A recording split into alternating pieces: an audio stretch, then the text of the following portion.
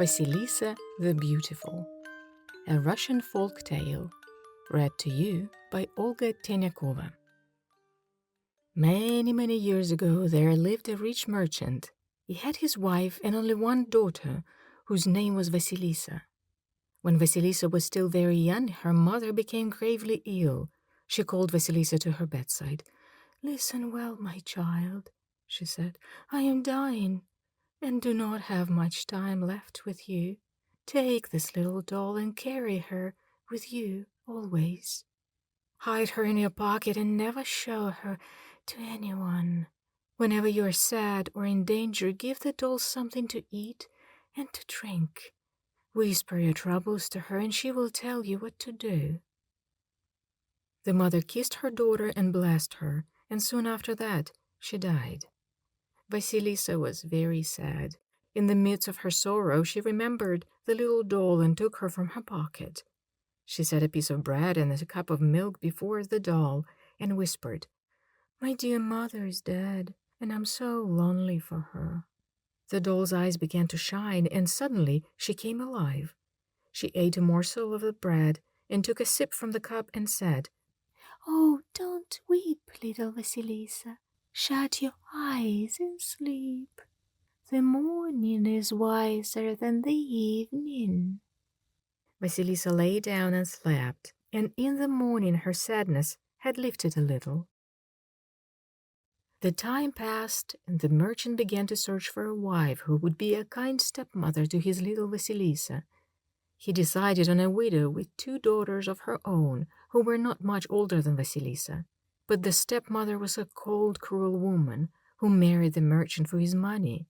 Her 2 daughters were thin and bony, and since Vasilissa was the most beautiful girl in the village, they were very jealous of her. They forced her to do all the work around the house while they sat with their arms folded like the ladies at the court. At night, when everyone was asleep, Vasilissa would take the doll from her pocket. "Eat a little and drink a little," she would say, "and listen to my story. My stepmother and her daughters wish to drive me out of my own father's house. What shall I do?" And every night the little doll's eyes would shine and she would come alive. Once she had eaten and drunk her share, she would whisper words of comfort to Vasilissa until the girl fell asleep.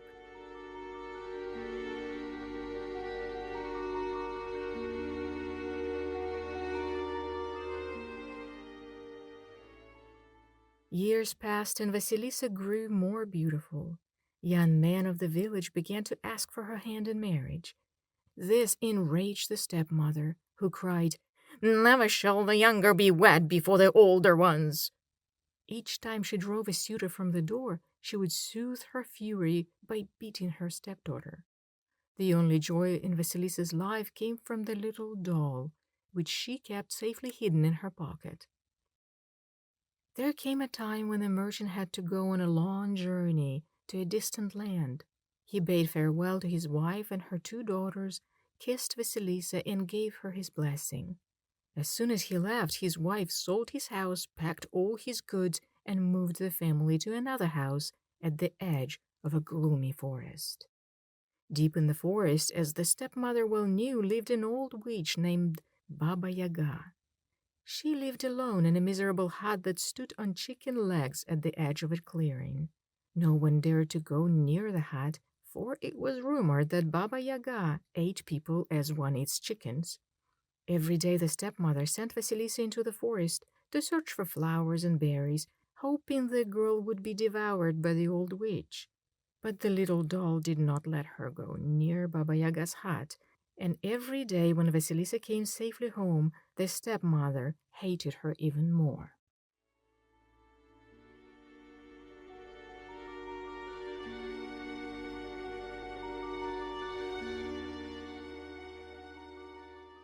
The fall came, and one evening the stepmother called all 3 daughters to her and gave them each a task. One was to make a piece of lace, the other to knit a pair of stockings, and Vasilissa was to spin a basket full of flax. Then the stepmother put out all the fires in the house and went to bed, leaving only one candle lighted. After 3 hours, the elder daughter put out the candle just as her mother had instructed her to do. "Oh, what shall we do?" she cried in a mock alarm. "There is no light in the house." "Oh, one of us will have to fetch fire from Baba Yaga," said the other sister. "She's the only one who lives nearby." "Well, I don't need light," said the sister who was making lace. "I have enough light from my steel pins." "And I have enough light from my silver needles," cried the sister who was knitting the stockings. "Vasilissa, you will have to go, for you have no light from your flax." The sisters pushed Vasilissa out of the house and locked the door, crying, "You cannot come back until you bring us light." Vasilissa sat down on the doorstep. From one pocket she took the tiny doll, and from the other the bits she always saved from her own supper. "Eat a little and drink a little and listen to my story. I must go into the dark forest to Baba Yaga's hut to get some fire, and I'm terrified that she will eat me. Please tell me what to do." "Do not fear, little Vasilissa," the doll said. "As long as I'm with you, no harm shall come to you." Vasilissa put the doll back into her pocket and entered the forest.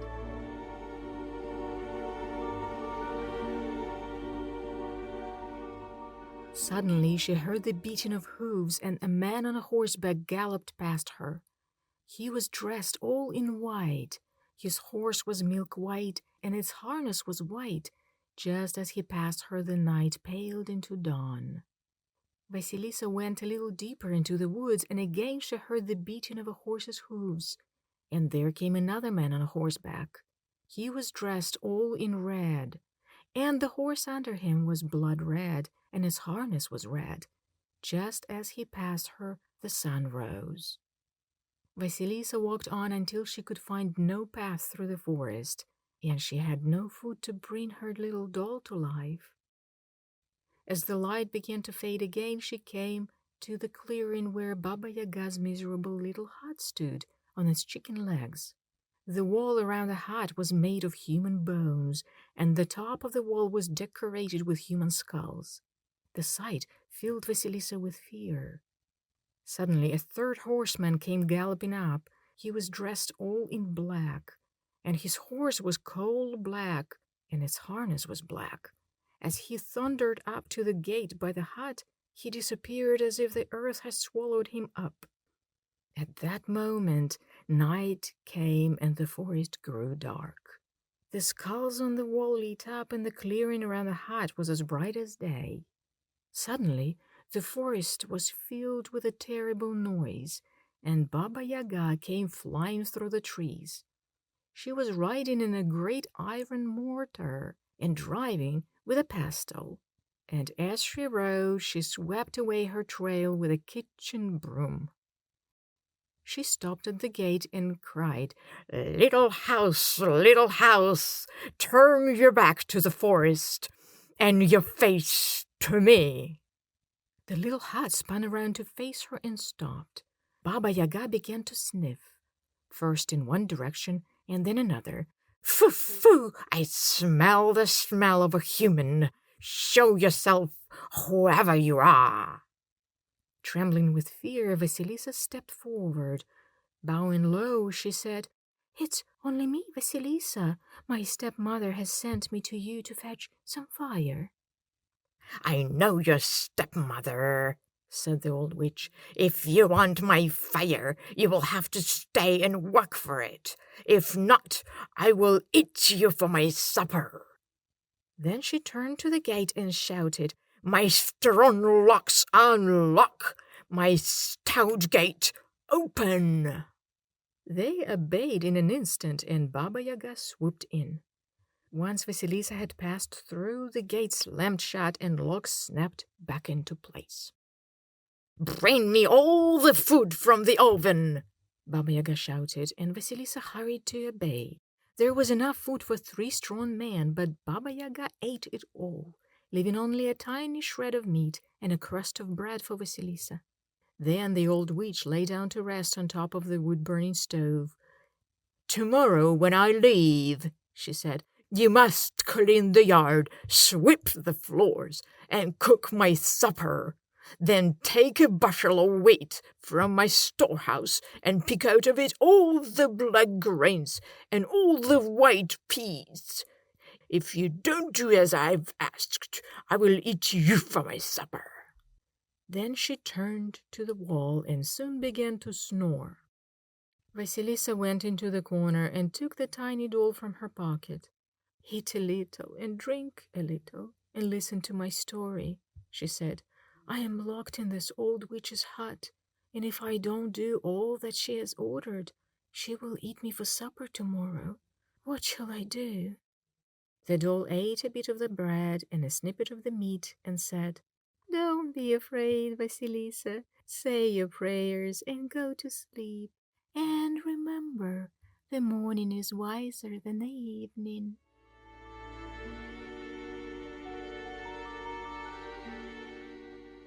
The next morning, Vasilissa rose early. When she looked out the window, she saw the white horseman gallop from around the corner of the hut. As he cleared the wall, the night paled into dawn. The old witch whistled for her mortar and pestle, and as she climbed into the mortar, the blood-red horseman galloped from around the corner.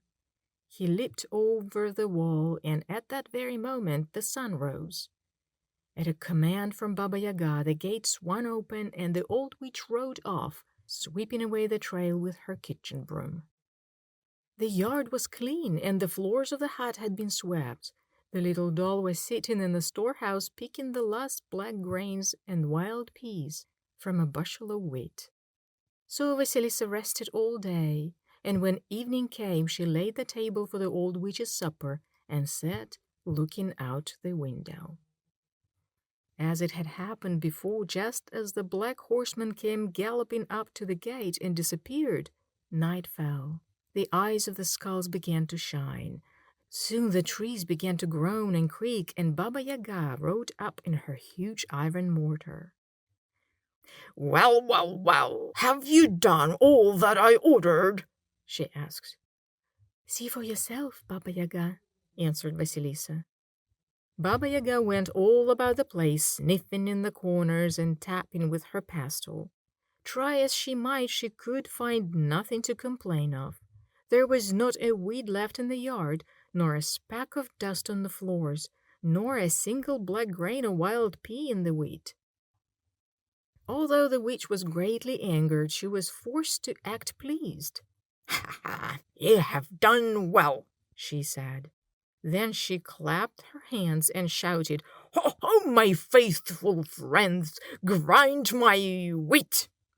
Immediately 3 pairs of hands appeared, seized the wheat, and carried it away. Vasilissa set the witch's supper on the table, and although there was enough food for 4 strong men, the old witch ate it, bones and all, leaving only a small morsel for Vasilissa. Then she stretched herself out on top of the warm stove and said, Tomorrow you must do all that you have done today. Besides these tasks, you must take from the storehouse a half bushel of poppy seeds, and then clean them one by one." Then she fell asleep. Vasilissa fed her little doll and crept into a cold corner to sleep. And once again the next morning all the tasks were done, and when Baba Yaga returned that evening, she could find nothing to complain of. She clapped her hands and shouted, "Ho, ho, my faithful friends, press the oil out of my poppy seeds." And as before, 3 pairs of hands appeared in the air and carried away the poppy seeds. Vasilissa set the supper in front of the old witch, and Baba Yaga ate enough for 5 strong men while Vasilissa waited and watched. "Why do you stand there as if you were dumb?" the witch snapped angrily. "Oh, I did not speak because I didn't dare," answered Vasilissa. "But if you will allow me, Baba Yaga, I wish to ask some questions." Remember, Vasilissa, if you know too much, you will grow old too soon. What do you wish to ask?" "When I came to your hut, a white horseman passed me by. Who was he? That was my bright white day, answered Baba Yaga. He is a servant of mine. He cannot hurt you. Ask me more. Oh, afterward another rider overtook the first. He was dressed all in red, and his horse was blood red. Who was he? He too is my servant, the round red sun, answered Baba Yaga. He cannot hurt you either. Ask me another. There was a third rider, said Vasilissa. He was dressed all in black, and his horse was black. Who was he? My servant, the dark black knight, of course, said the old witch angrily. He also cannot harm you. Ask me another question. But Vasilissa remembered what the witch had said, and she remained silent. Ask me more, roared the old witch. Ask me about the 3 pairs of hands that serve me. Oh, 3 questions are enough for me, Vasilissa replied. I would not wish to grow old too soon. It is well you didn't ask about the 3 pairs of hands, for they would have seized you and ground you up for my supper. Now it is my turn. How is that you have been able to do all the tasks that I required of you? Vasilissa was so terrified that she almost told the old witch the secret of the little doll. Just in time she remembered her mother's warning and said, Oh, the blessing of my dead mother helps me in all things. The witch sprang up from her chair. Get out of my house this instant, she shrieked. No one who bears a blessing should cross my threshold. Vasilissa ran as fast as she could. Baba Yaga seized one of the skulls with the burning eyes and threw it after her. Here is the fire you came for, she shouted. Take it and have a joy of it.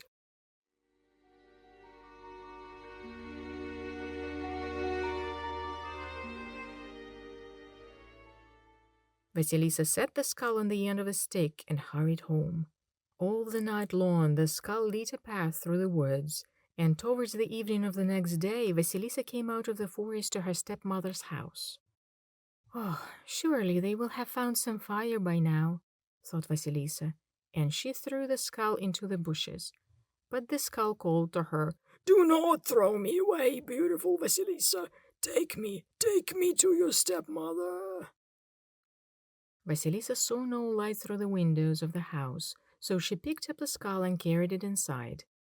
For once, the stepmother and her daughters welcomed Vasilissa with cries of joy, because ever since she had left, they had been unable to make a light burn in the house. Perhaps your light will keep, cried the stepmother. She set the skull down in the middle of the room. The skull fixed its steady, fiery eyes on the stepmother and her 2 daughters, and no matter which way they turned, they could not escape from its hot glare. By morning, all 3 had been burned to ashes. Only Vasilissa was spared. Vasilissa buried the skull in the ground, locked the house, and left.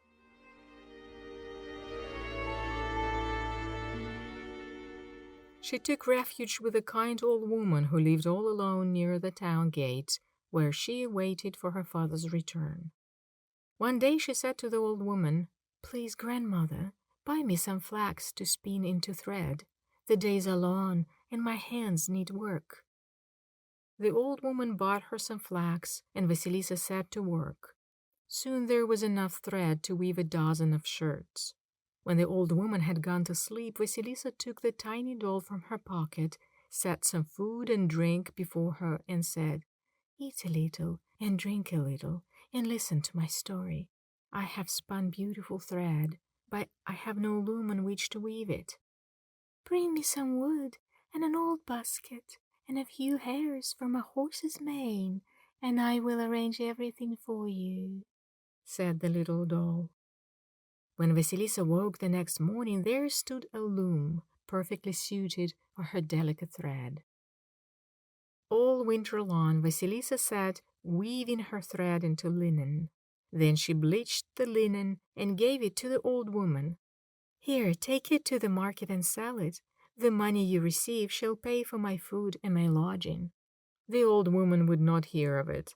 "Oh dear, no one should wear this beautiful cloth but the Tsar himself. Tomorrow I shall take it to the palace." All next day the old woman walked up and down in front of the Tsar's palace, refusing to speak to any of his servants.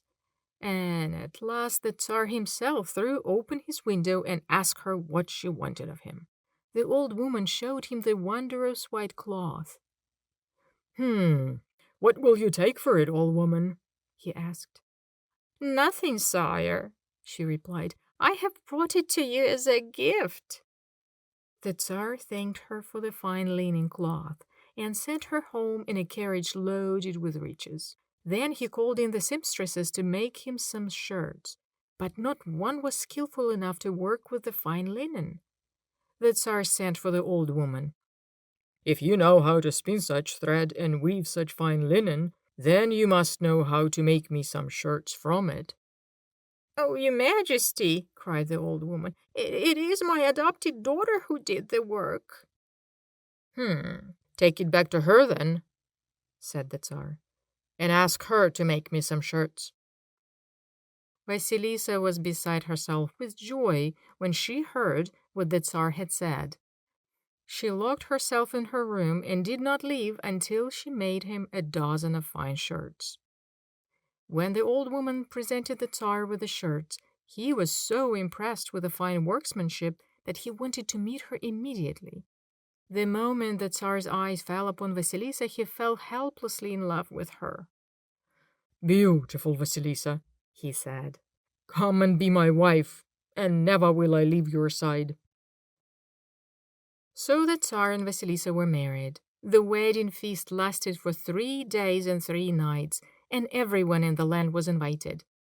When Vasilissa's father returned from his long journey, he was filled with happiness to find his beautiful Vasilissa married to the Tsar and living in the palace. As for the little doll, Vasilissa kept her always with her.